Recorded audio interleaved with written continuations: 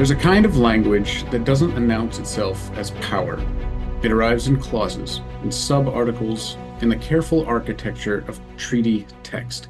It sounds like law. It behaves like a loaded weapon.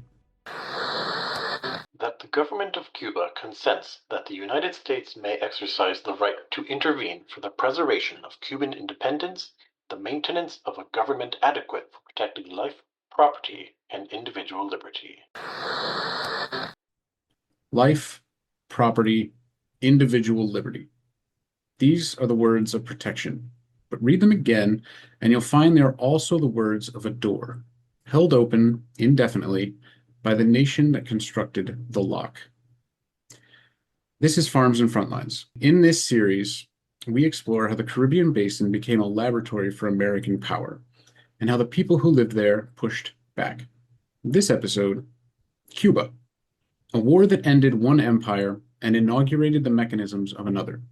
A clause that, once written, would never fully stop being used, and the economic system that made the Marine Corps into a permanent fixture in the cane fields.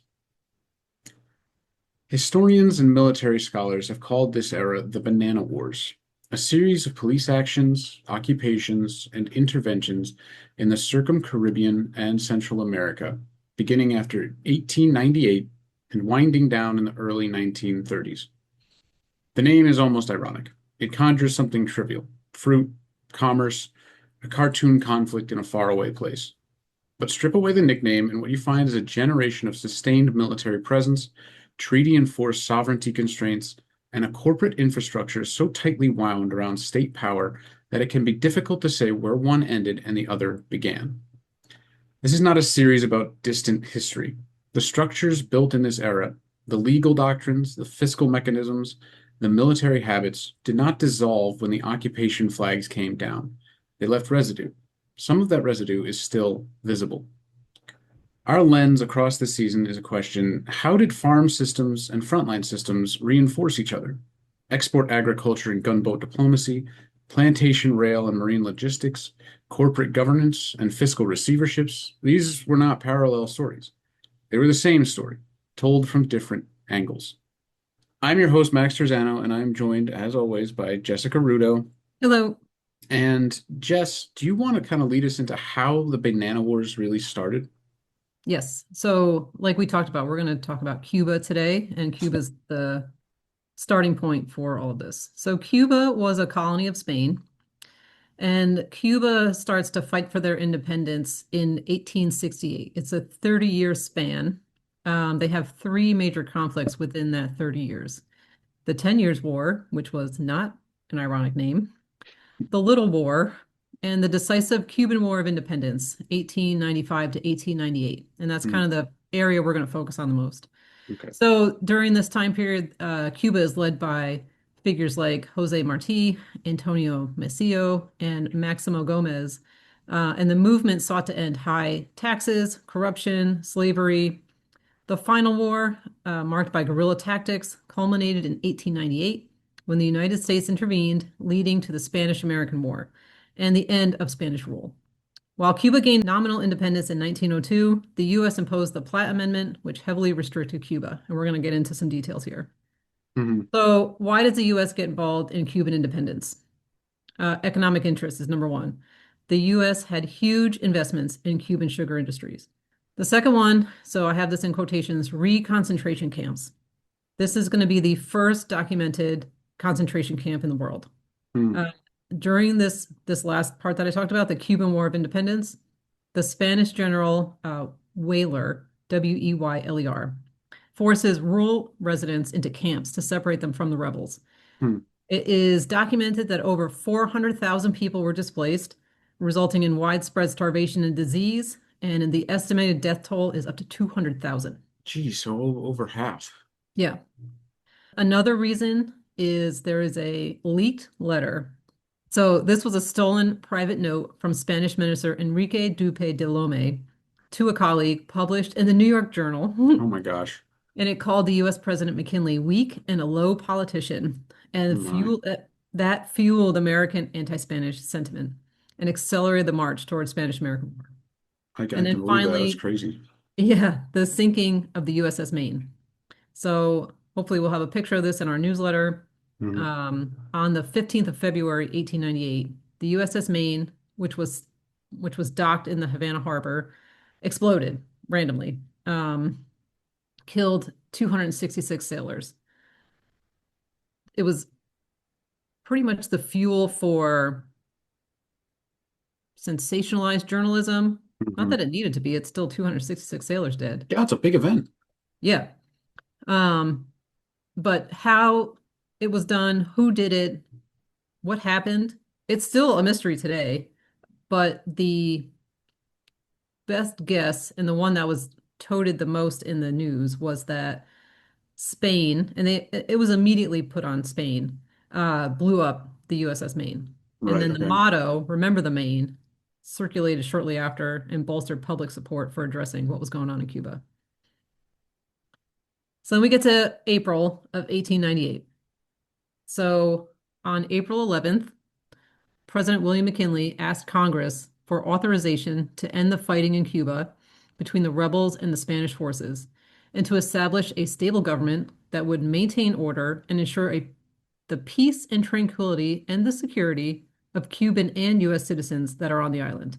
On Hmm. April 20th, U.S. Congress passed a joint resolution that acknowledged Cuban independence, demanded that the Spanish government give up control of the island, forswore any intention on the part of the United States to annex Cuba, which is a big deal, right? Hmm. Yeah. Like, hey, we're going to help you, but we're not going to annex you. Definitely So, not going to annex. Yeah. and at this point, imperialism is not something that the US is all about yet. Right. Manifest destiny is a thing. Imperialism is not yet. Um, and then this act also authorized McKinley to use whatever military measure he deemed necessary to guarantee Cuban independence. Hmm. Not surprisingly, the Spanish government rejected that. Said, how They about reject this no? ultimatum and immediately sever diplomatic relations with the US government, which I just find an interesting parallel to today's events. Not Right. today particularly, but current events. Right. Where Spain said you can't use your military bases in our country for your current actions. Hmm. And I don't know that all military, like, I don't know if all diplomatic ties have been cut. Like, we're not that far yet, but it's not the first time that the US and Spain have been like not on the same page. At odds. Yeah. Yeah. So anyway, back to 1898.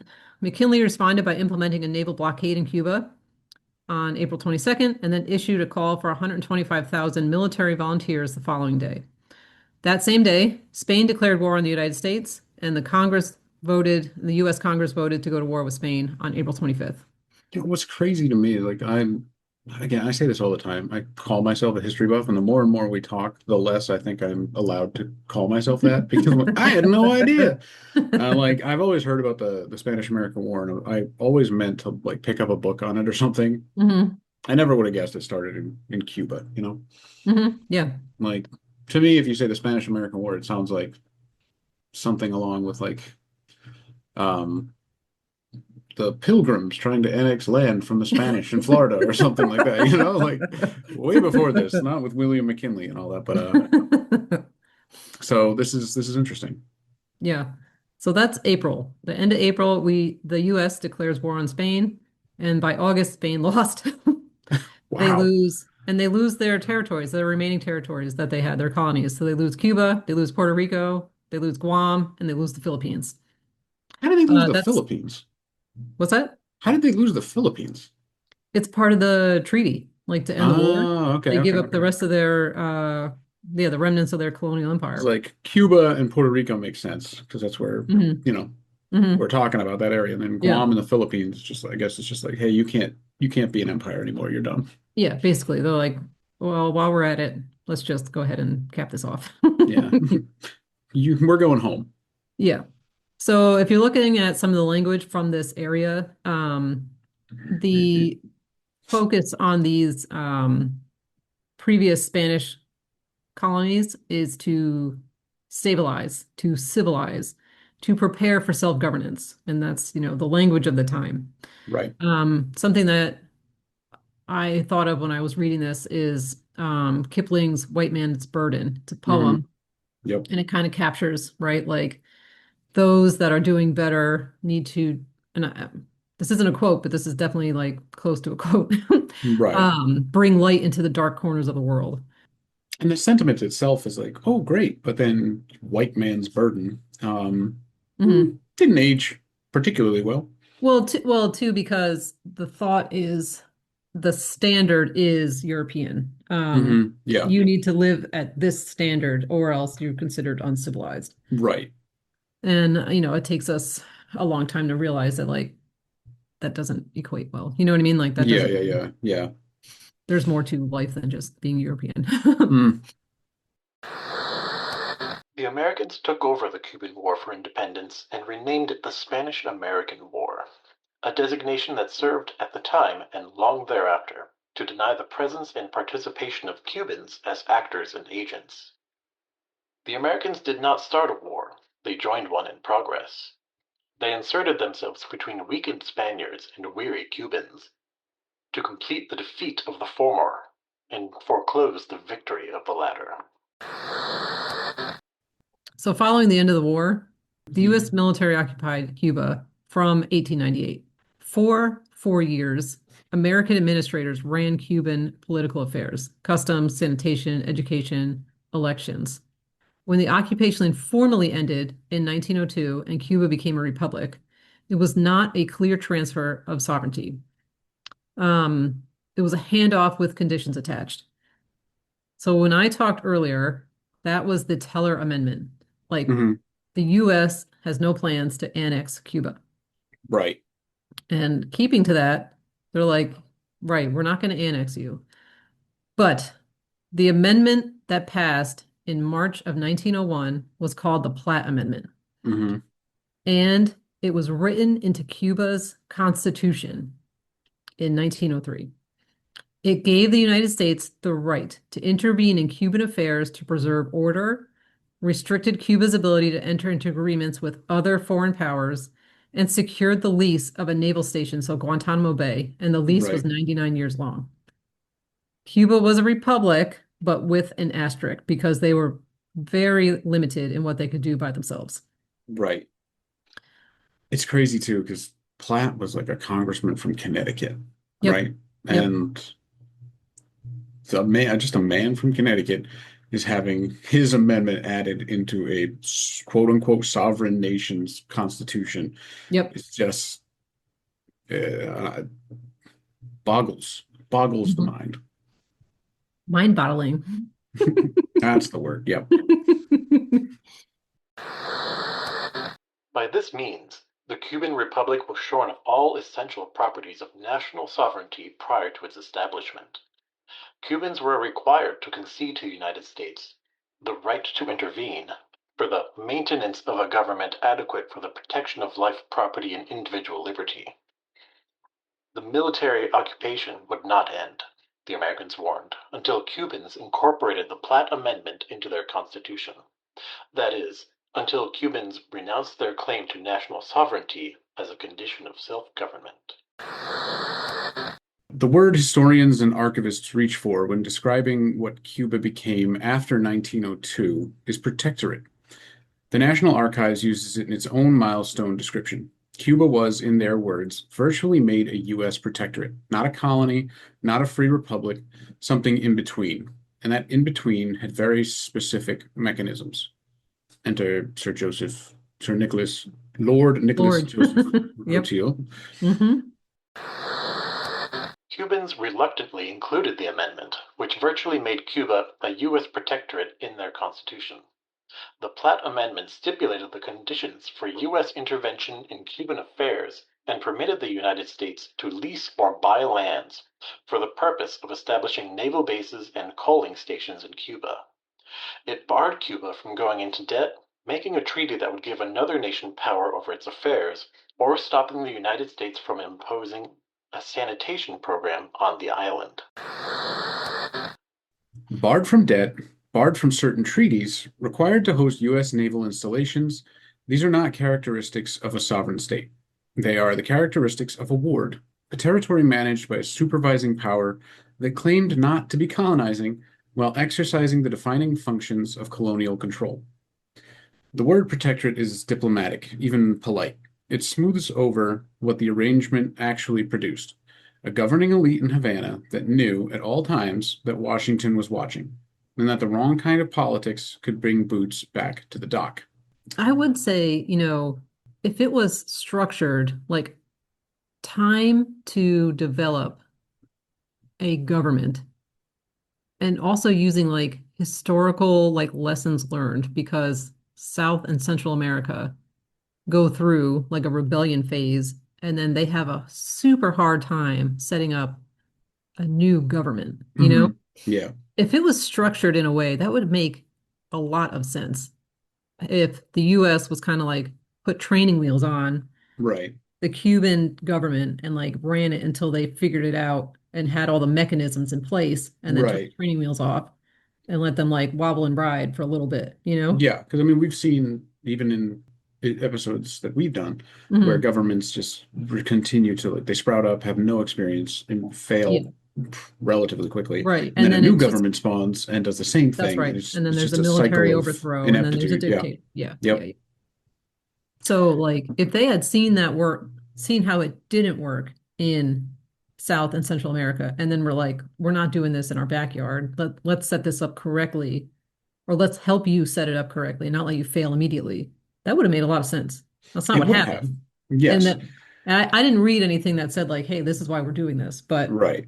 it's too bad. Like a could have been a good like blueprint, you know what I mean? Yeah, absolutely. I mean, in like theory, it makes sense. Yeah, yeah, yeah. And then we talk about, we'll get into Cuba's economic importance, Yeah, and you can sure. see why some folks might have been, well, maybe we want to hang out a little longer.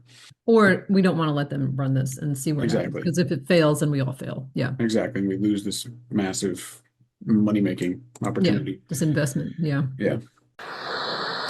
The heavily one-sided nature of the treaty did not help to alleviate the concerns that its main purpose was indeed to subjugate the sovereign nation of Cuba to U.S. control, as it severely limited Cuba's room for maneuvering on the international plane. Furthermore, the U.S. did not hide the fact that it was actively trying to restrain Cuban independence by installing a regime it thought was capable of delivering on goals that served American interests. Scholars such as Jules Benjamin have implied that these measures were largely implemented to obstruct the island's quest for economic independence and to thwart Cuban nationalism in general. That phrase, obstruct the island's quest for economic independence, is worth sitting with because it points towards what the political framework was protecting: not Cubans, not Cuban sovereignty, the economic relationship, the investment, the sugar. Mm, Hmm. another benign table Right? table ingredient causing mass destruction. Where have we seen that before? I know. Hmm. I love all that. Cuba obtained independence without sovereignty, self-government without self-determination. Cuban efforts at self-determination in the decades that followed were repeatedly thwarted. Cuba has always been, in fact, a people debarred from self-determination. The Cubans have not been able to shape their destiny according to their own will because that will has been laid in semi-subjection. The Platt Amendment had resulted in crushing the Cuban sentiment of self-determination when it imposed express limits on the exercise of the collective will. Semi-subjection, informal empire, a protectorate with a flag. The political structure was the container. The economic system was what it contained. So we're going to get a little bit more into the sugar system and why economic control was so important. If the Platt Amendment was the political mechanism of control, the sugar economy was the economic one. Why the US kept coming back, why the Marines were really protecting it, you've got to follow the sugar. I just think it's wild. Like the sugar history, like the history of sugar is wild. It's something, and I mean, I say this all the time, but it's true. Like I would never expect it. Like I sugar is just know. a household staple, and it's like, how did it get there? You would never think of the history. I know. Did I tell you this before? Back in the early days, I don't know, like 1500s, 1600s, sugar was super expensive, so only the rich people could eat sugar. And it was a sign of wealth if you had nasty ass teeth Yeah, yeah, like rotted teeth. Yeah. because sugar rotted your teeth. It was like a Hmm. sign of wealth. Like people were like, "Whoa, look at that dude with a lot of money with that gross ass mouth." Yeah, I'm in so much pain. I know, but it's worth it. Yeah, but I'm Fashion, am I wealthy. right? Yeah. Wow.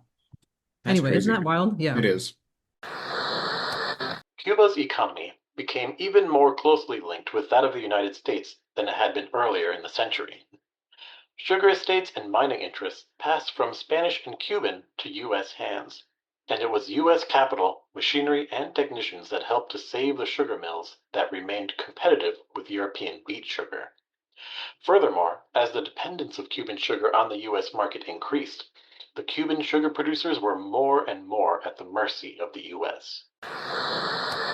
American investment in the sugar agricultural sector grew at a pace that tells the story without embellishment.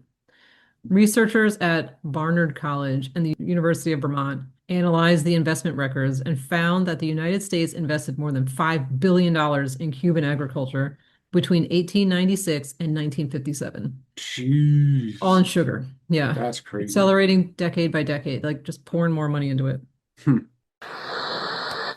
Between 1902 and 1920, Cuban sugar exports more than tripled, with nearly all of that volume destined for the United States. By the mid-1920s, U.S. firms owned more than 60% of Cuba's sugar production. 60% by the 1920s, the majority of Cuba's defining national industry was not owned by Cubans, but by American corporations. And the trade that it generated flowed almost entirely northward. Hmm. I've talked about this previously, but there is a international relations theory where an export economy based on like one thing, whether it's oil or gas or sugar or bananas, when you read something like that, you're like, okay, they're making a ton of money. Surely Cuba is benefiting from all of that. But what happens is the money that's made is invested solely back into that one piece of infrastructure. Right. It's not being like spread through all of the things. Like schooling is not getting better because money is going up, you know? Right. The The sugar sugar plantations industry, are getting better. The that's railroads right. are getting longer. That's right. Yeah. But yeah, the roads connected to the sugar plantation and shipping are getting better, but Hmm. nowhere else in like the rest of the island is getting any better. So Right. I always think that's interesting because you're like, wow, this country's it's got a lot of oil. Surely it's a ton of money. Like, and you'll find, that's not always the case. Yeah. It'll be like a very small subset of that country is doing really well, and everything else is like kind of hurting at the expense of. Right. Yeah. And it's difficult because you can't say like, well, this commodity is extremely profitable. Mhm. Share it with the country equally. And there's Like examples of that. Yeah. There's I examples of mean, that. Like Norway did that really well. But then there's tons of examples where it yeah, didn't and work. like you can't like the UN or whatever or the US or Mhm. whoever can't come in and say do that. Right. You have to just hope that the companies and government controlling that commodity decide to do that for the good of the Yeah. people. Right. Yeah. Because they've seen where it doesn't work. You would hope that that's what they do, but Yeah, people go not always the people. case. Yeah. Not always the case. Yeah. So, like I was saying, nearly all of Cuba's sugar exports went to the United States. Cuba was economically a dependent of the United States. The 1902 Reciprocity Convention made the arrangements structural.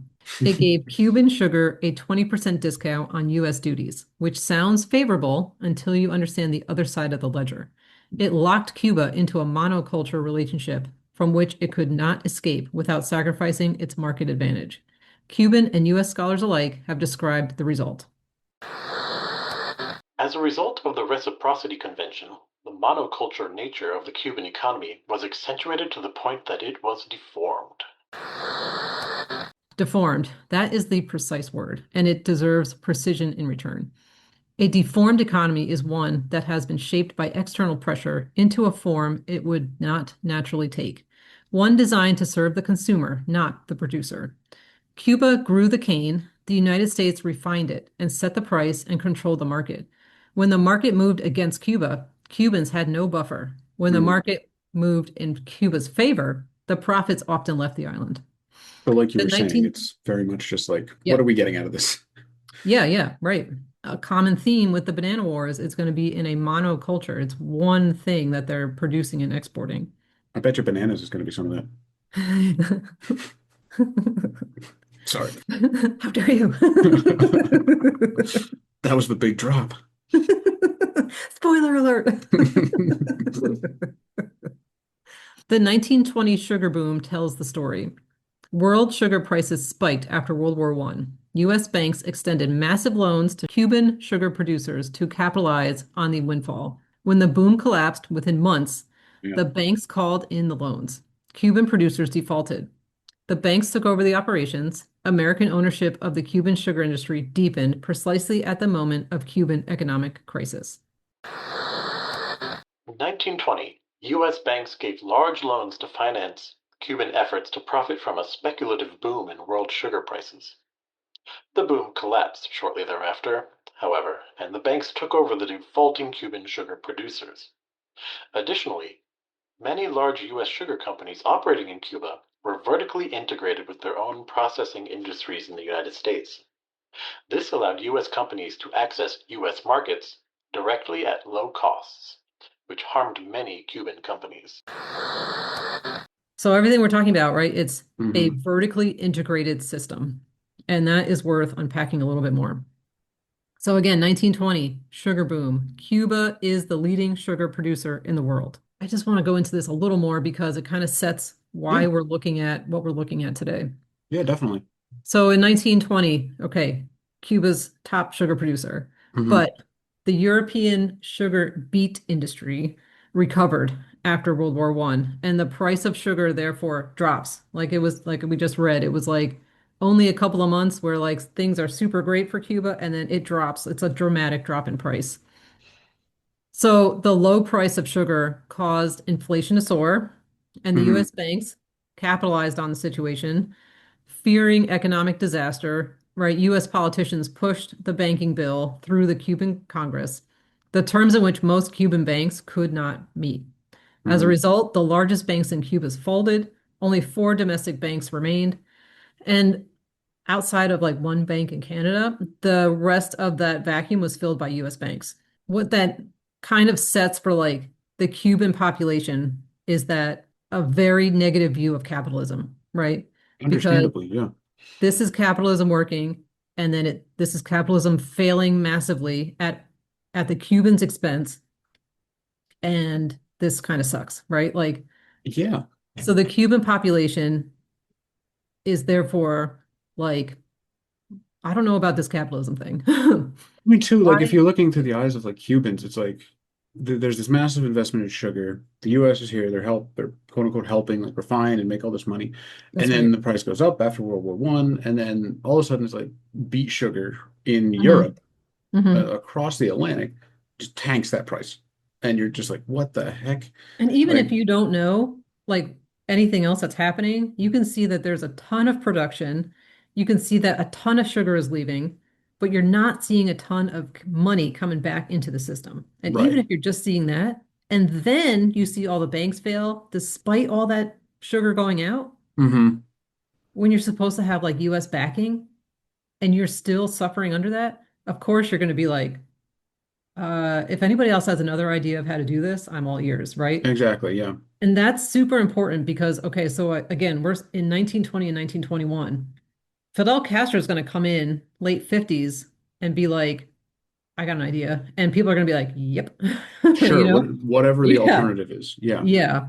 And that's, when socialism comes in and the Communist Party moves into Cuba, people are like, all right, why not? Like, I mean, obviously, they're not going to defend capitalism with when they've had this like really negative view of it and this negative experience. if you're a Cuban and you live through quote unquote this capitalism here, this like sugar capitalism, Mhm. and then someone comes in and says, "Why don't we take all this money and spread it out equally?" You're like, "Hey, that Great. sounds great," Yeah. because it's In just been leaked. theory. Yeah, yeah, it's like that sounds like can't be worse than what we've been dealing with. But In you know, theory, it sounds awesome. And we know, like, in practice, it never works at yeah, all. exactly. Yeah, I mean that communism sounds amazing, but we Mhm. see how it works through history, and Yeah. yeah, Yeah. what But, I and should. then just reiterating again, this system was vertically integrated.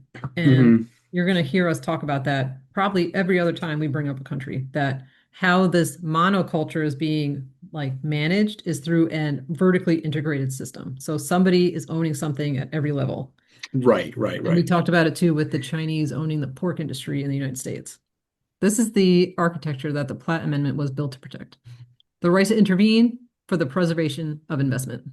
The two were never separable because they were designed not to be.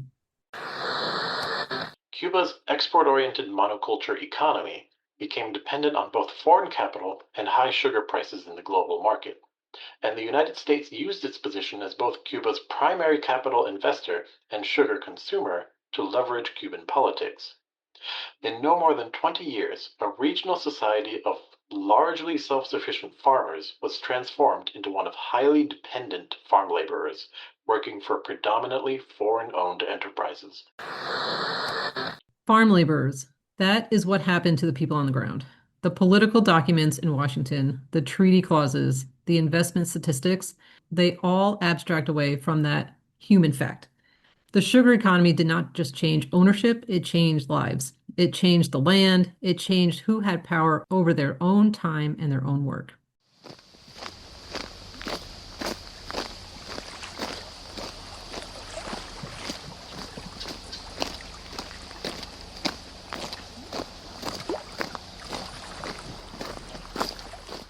August 1906, Cuba. The Republic was 4 years old. A disputed election had produced a political crisis. The Liberal Party challenged the results, armed insurgents took to the field, and President Tomas Estrada Palma, unable or unwilling to suppress the uprising, appealed to Washington. He was invoking the clause. The failure of Congress to act on the irrevocable resignation of the President of the Republic of Cuba, or to elect a successor, leaves this country without a government at a time when great disorder prevails. Pursuant to a request of President Palma, the necessary steps be taken in the name and by the authority of the President of the United States to restore order, protect life and property in the island of Cuba, and for this purpose to establish therein a provisional government. Restore order, protect life and property, the same language that had been written into the amendment 5 years earlier. Not a coincidence, a system working exactly as designed. The occupation lasted 3 years. U.S. troops departed in 1909. Cuba had a new elected government. It also still had the Platt Amendment. And within 3 years, the Marines were back. In 1912, the Afro-Cuban Independent Party of Color, the Partido Independiente de Color, organized to demand political representation for Black Cubans who had fought in the Independence War but been largely shut out of the Republic's political life. When their protests turned to armed uprising in Oriente province, the Cuban government moved brutally to suppress them. The U.S. Marines landed to protect American property, quote unquote, which in Oriente meant one thing: the sugar estates. In 1912, the Afro-Cuban Independent Party of Color, PIC, rebelled against the white-dominated Cuban government, starting the Negro Rebellion. 688 U.S. Marine Corps soldiers were sent in to maintain order, and the rebellion was crushed after the Cuban army massacred up to 6,000 Afro-Cubans. Then we moved to 1917. Another Cuban election, another disputed result, another liberal rebellion.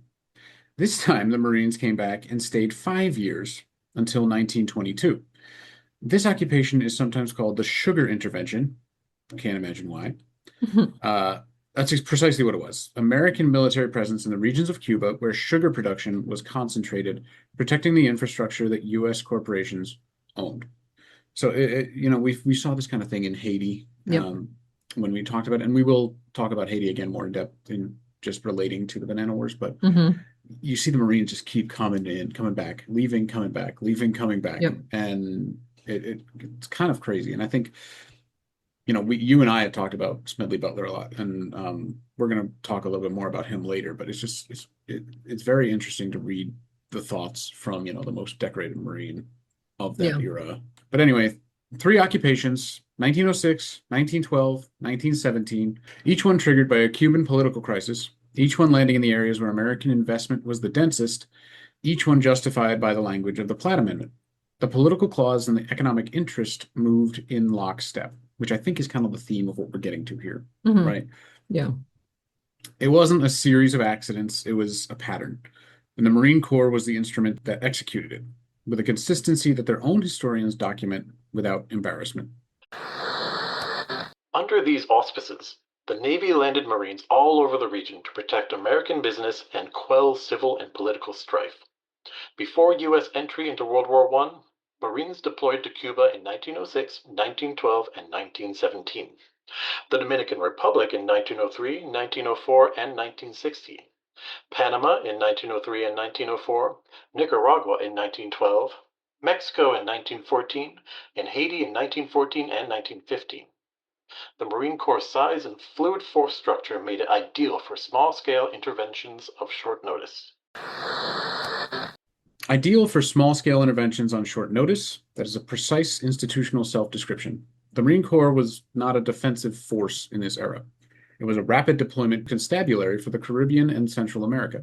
They're available at short notice, trained for exactly this kind of work, and organized around the assumption that it would be needed again. And I think that that is kind of Hmm. like you have to focus on that, like worth repeating. Organized around the assumption that it would be needed again. And I mean, Hmm. as we've just talked about, it happened multiple times in the span of like a decade Hmm. or 2 decades in Colombia in Cuba. Cuba. What began as a limited intervention in Cuba escalated into a long-term pattern of rapid marine deployments throughout Latin America. From the 1906 occupation of Cuba to repeated landings in response to political unrest, Marines proved capable of stabilizing volatile regions with limited resources. Their missions expanded from protecting American property to enforcing U.S. foreign policy, often in service of economic interests. Often in service of economic interests, that phrase is doing a lot of quiet work, or maybe not so quiet because we keep talking about it. It acknowledges what the official language of protecting life and property was always partly encoding. The property in question was largely American owned, and the life most consistently protected was the life of American investment in the Caribbean basin. The person who said this most directly was not a Cuban nationalist or a Latin American journalist, it was a Marine, the most decorated Marine of the era. Major General Smedley Butler served in Honduras 1903, Nicaragua from 1909 to 1912, Veracruz in 1914, Haiti in 1915. He served in China.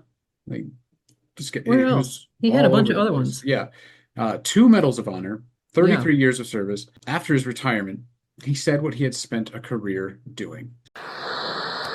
I spent 33 years and 4 months in active military service, and during that period I spent most of my time as a high-class muscle man for big business, for Wall Street and the bankers.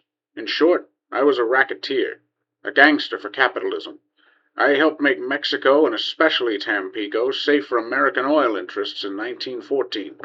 I helped make Haiti and Cuba a decent place for the National City Bank boys to collect revenue in. I helped in the raping of half a dozen Central American republics for the benefit of Wall Street. And Smedley Butler, that is a quote from his book, War is a Racket, that he Mm-hmm. published in 1935. Very interesting, very short read. I think it's like 50 pages, but Yeah. very interesting to see what he thought about the work he did and what was being Yep. done in these countries. National City Bank. That's not a metaphor. National City Bank, now Citibank, had deep financial stakes in Cuba, including involvement in the 1920 sugar boom and its collapse. When Butler says the National City Bank boys, he is naming the specific institution. The sugar industry, the banking system, and the Marine Corps were not 3 separate stories. They were one story. And he's just a fascinating character. Like, For real, I would like more so than just War is a Racket. I would like to read a biography on Smedley yeah, Butler. That's yeah. what a 2 Medals of life. Honor, like, wow. Yeah. And he was like everywhere. He was all over the place. Yeah, he really was. Literally all over the world. Speaking of the world, good segue there, huh? Hmm. We talk Cuba is really important for a number of reasons.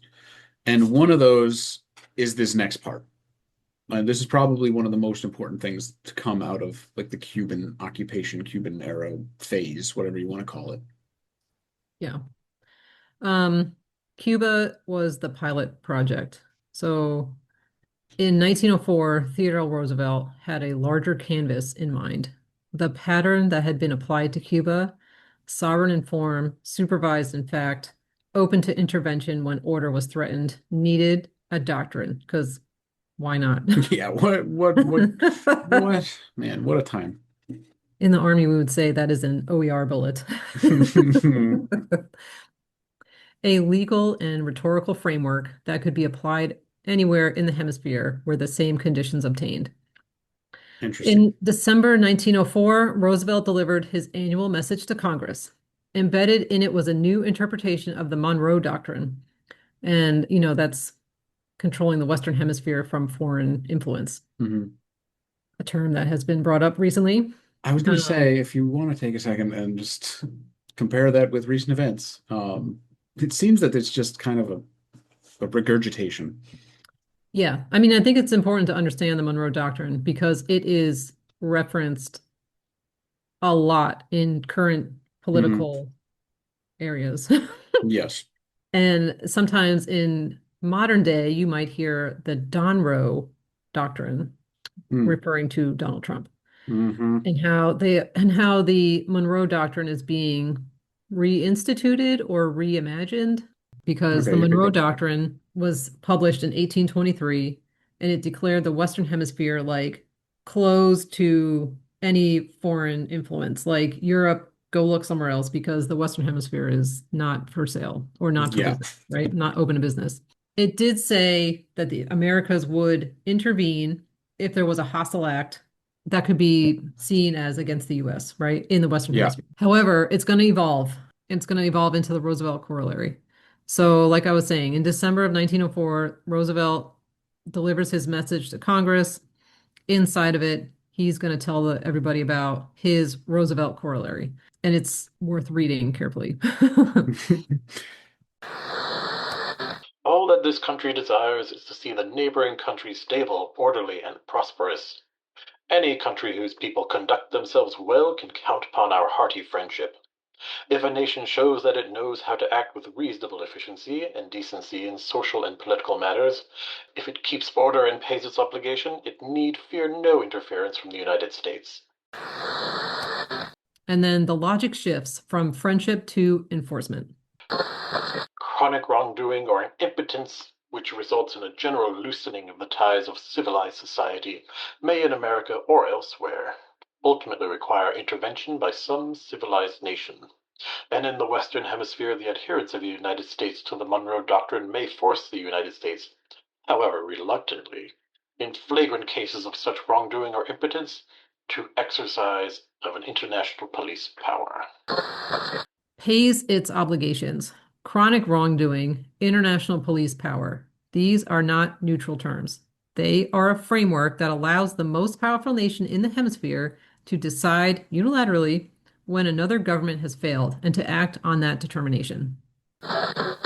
This so-called Roosevelt corollary, a corollary is an extension of a previous idea, to the Monroe Doctrine contained a great irony.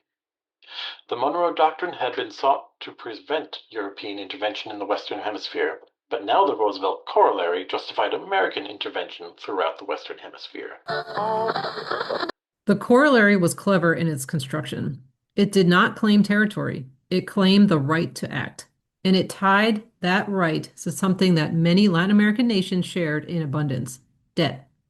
Loans owed to European banks, customs revenues pledged as collateral, fiscal arrangements that a creditor nation could point to as evidence of mismanagement when intervention was desired. We saw a lot of that with Haiti. Yes. In the 20 years after he made this statement, the United States would use military force in Latin America over a dozen times. The Roosevelt Corollary was used as a rationale for American involvement in the Dominican Republic, Nicaragua, Haiti, and other Latin American countries, straining relations between Central America and its dominant neighbor to the north throughout the 20th century. Between the Platt Amendment and the Roosevelt Corollary, the legal and doctrinal architecture was in place. The political framework conditioned Cuban sovereignty. The economic framework concentrated Cuban sugar in American hands. The military framework, the Marine Corps, stood ready to enforce the arrangement when it was threatened. And now the corollary extended all three dynamics to the hemisphere. And like, what do you think of the Western Hemisphere? It's not a small amount of territory. It's half of Yeah, the right. world, you know? Right. That's crazy. Does Greenland fall in the Western Hemisphere? Yes. Mhm. Just saying. Think on that. We need to look into their debts. They don't have enough penguins. Not nearly enough. We can't use sugar. Can't use bananas. Yeah. Did you see that wildflowers are blooming for like the first time in like a long time on Greenland? Shoot, we can't even use their snow. Not right now. I was gonna make a joke about like we need their snow for our ski resorts, but The same dang thing it. with Death Valley. Death Valley is Mhm. having like huge blooms, which look really neat. I can see it now. Like it's a apocalyptic world, but it's like visit Death Valley. Yay! Beautiful. It's like So nice. nice. Yeah. It's really pretty. It looks really pretty anyway. My gosh. Roosevelt corollary gives a justification for U.S. military intervention. Okay. And we're And going to it's talk about that in, that's the basis of this entire series we're doing. This is how it got started. how it's used is going to vary, right? Or the justifications to use it are going to vary. But mostly it's, again, in quotations, international police power Hmm. in Latin America. Okay. And the thought behind all of it is to stop European interference. But yeah, we'll go into more of that later. So by 1904, the framework was set.